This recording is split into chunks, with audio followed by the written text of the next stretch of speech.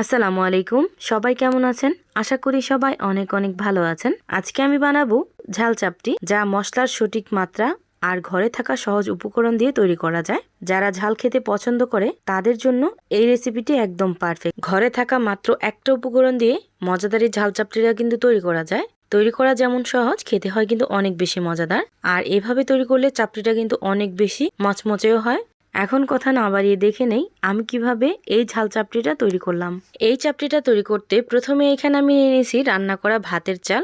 এটা আপনারা যে কোনো চাল এখানে ব্যবহার করতে পারেন। চাইলে এখানে আতপ চাল আর ভাতের চাল মিক্স করেও ব্যবহার করতে পারেন।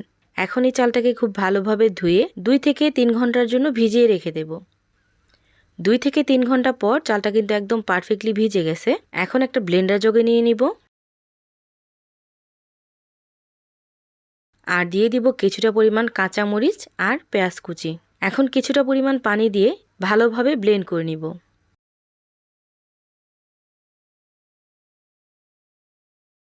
আর এই তো দেখতেই পাচ্ছেন ব্লেন্ড করা হয়ে গেছে। এখন একটা বোলে ঢেলে নেব। এখানে কিন্তু আপনারা ঝালের পরিমাণ বুঝে তারপর কাঁচামরিচটা অ্যাড করতে পারেন। এই মিশ্রণটা আমি একটা বোলে ঢেলে নিলাম। এখন এখানে দিয়ে দিব পরিমাণ মতো লবণ, দিয়ে দিলাম হাফ চামচ পরিমাণ হলুদ মরিচ গুঁড়া, দিয়ে দিলাম কিছুটা পরিমাণ ধনিয়া পাতা কুচি। এখন সব কিছু খুব ভালো করে একটু মিশিয়ে নিব। যেহেতু ব্লেন্ড করার সময় কিছুটা পরিমাণ পানি দিয়ে ব্লেন্ড করছিলাম, এই জন্য এই মিশ্রণটা কিন্তু একদম পারফেক্টলি রেডি। এখানে কিন্তু কোনো রকম পানি আর ব্যবহার করতে হবে না। এখন আমি এই চাপটি পিঠাগুলো ভেজে নেব। এই জন্য একটা লোহার কড়াই আগে থেকে আমি চুলায় বসাই দিছি। আর কড়াইটা যখন খুব ভালোভাবে গরম হয়ে গেছে, ওই পর্যায়ে এসে পরিষ্কার একটা কাপড় দিয়ে এইভাবে পরিষ্কার করে নিব। আর 1 চামচ পরিমাণ ব্যাটার দিয়ে ঠিক এইভাবে হাতলটাকে ঘুরিয়ে ঘুরিয়ে চাপটিটা বানিয়ে নিব।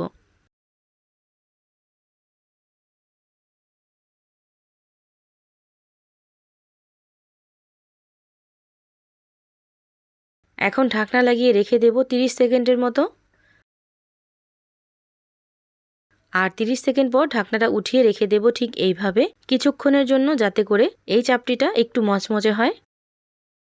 মচমচে হয়ে গেলে চাপটিটা কিন্তু অনায়াসে উঠে যাবে।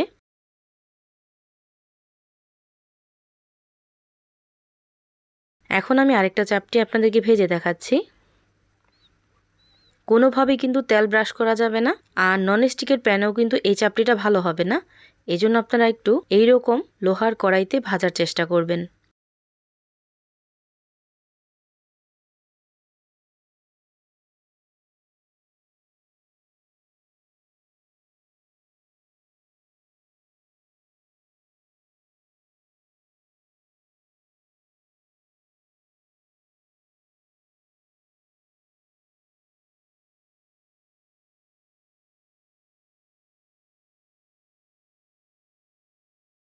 এইভাবেই আমি সবগুলো চাপটি পিঠা বানিয়ে নিছি।